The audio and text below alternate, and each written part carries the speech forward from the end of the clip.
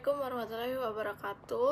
Kami dari kelompok 2 akan mempresentasikan tentang depresiasi, impairment, dan depresi.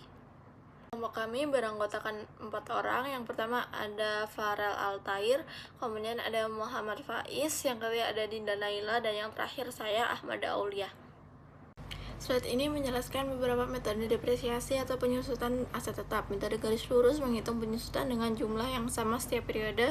Metode unit produksi berdasarkan tingkat pemakaian atau jumlah produksi aset.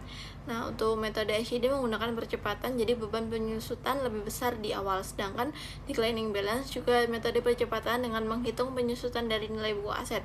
Jadi, setiap metode memiliki rumus dan karakteristik yang berbeda sesuai kebutuhan perusahaan.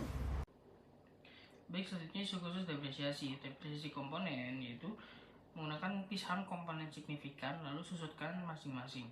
Lalu pada periode parsial, pro rata-rata berdasarkan bulan atau half year conversion. Revisi estimasi diterapkan perspektif, sisa book value dibagi sisa umur baru. Impairment atau penurunan nilai terjadi saat nilai tercatat kurang dari jumlah terpulihkan atau recoverable amount.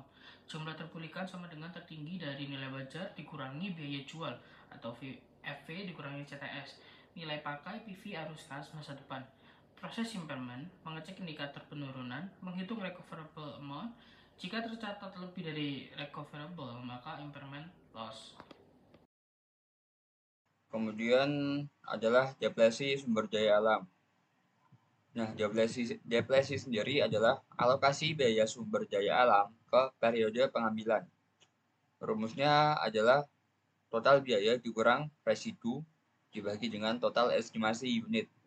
Nah, untuk biaya yang termasuk dalam depresi ini, contohnya seperti pengembangan dan restorasi ataupun eksplorasi awal.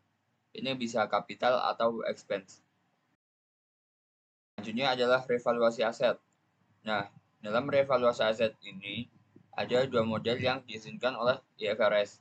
Yang pertama adalah cost model, yang kedua adalah revaluation model. Nah, ada beberapa kondisi dan perlakuan yang diterapkan.